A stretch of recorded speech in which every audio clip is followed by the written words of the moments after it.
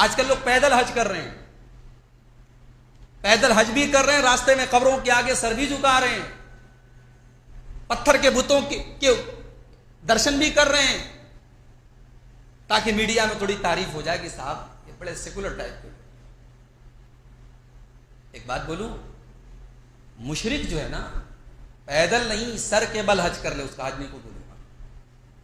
مشرک جو ہے پیدل نہیں سر کے بل حج کر لے، اللہ کے اس کے حج کا کوئی مطلب نہیں۔ اللہ کی پہلی کنڈیشن ہے آپ کے عمل کے لیے توحید ہونا ضروری ہے۔ پڑھا نہیں آپ نے سورہ کہف کے اندر؟ سورہ کہف کی آخری آیت دیکھیے، قل انما انا بشر مثلکم، اے نبی آپ اعلان کر دیجئے میں تمہارے جیسا بشر ہوں، میں بھی تمہارے جیسا ایک بشر ہوں۔ یوحا الیہ، اللہ تبارک و تعالیٰ نے میری طرف وحی کی ہے، انما الہکم الہ واحد، تمہارا معبود ایک ہے۔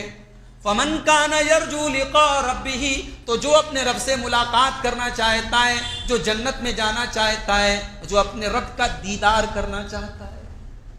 اللہ، آج فیس بک پر کسی نے بڑی اچھی بات لکھی، کہا کہ جنت جو ہے نا یہ اللہ تعالیٰ کا سرپرائز ہے۔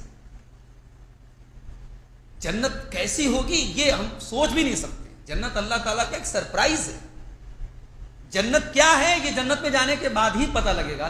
اللہ کے رسول نے کہا کہ اللہ تعالیٰ کہتا ہے اعددت لعبادی الصالحین ما لا عین رأت ولا اذن سمعت ولا خطر علی قلب بشر، میں نے اپنے بندے کے لیے جنت میں وہ تیار کر کے رکھا ہے جو کسی آنکھ نے دیکھا نہیں، کسی کان نے سنا نہیں، اور کسی دل میں ان کا خیال بھی نہیں ہو سکتا۔ تو جنت اللہ تعالیٰ کا سرپرائز ہے، اور جنت کا سب سے بڑا سرپرائز کیا ہے؟ اللہ تبارک و تعالیٰ کا دیدار ہے۔ اللہ تعالیٰ جب جنتیوں سے پوچھے گا کہ اے جنتیوں کچھ اور چاہیے، تو جنتی کہیں گے اللہ سب کچھ تو نے دے دیا، جنت میں آ گیا اب کیا چاہیے؟ تو اللہ تعالیٰ اپنا حجاب ہٹائے گا، اپنا دیدار کرائے گا، اور یہی وہ دیدار ہے جو اہل جنت کے لیے سب سے بڑی نعمت ہے۔ اللہ عز و جل اپنا دیدار ہم سب کو نصیب فرمائے۔ تو یہ دیدار الہی اللہ تعالیٰ کا بہت بڑا سرپرائز، یہ کس کو نصیب ہوگا؟ یہ مشرک کو نصیب ہوگا؟ مشرک کی کوئی نیکی اللہ کے قبول نہیں ہے۔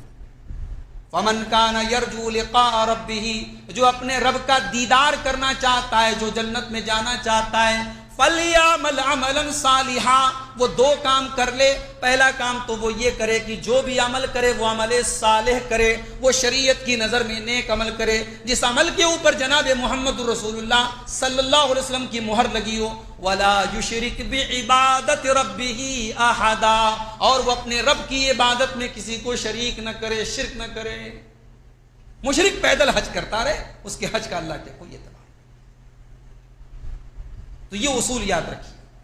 اللہ نے کہا کہ یہود و نصارہ سے تم کو دوستی نہیں رکھنا۔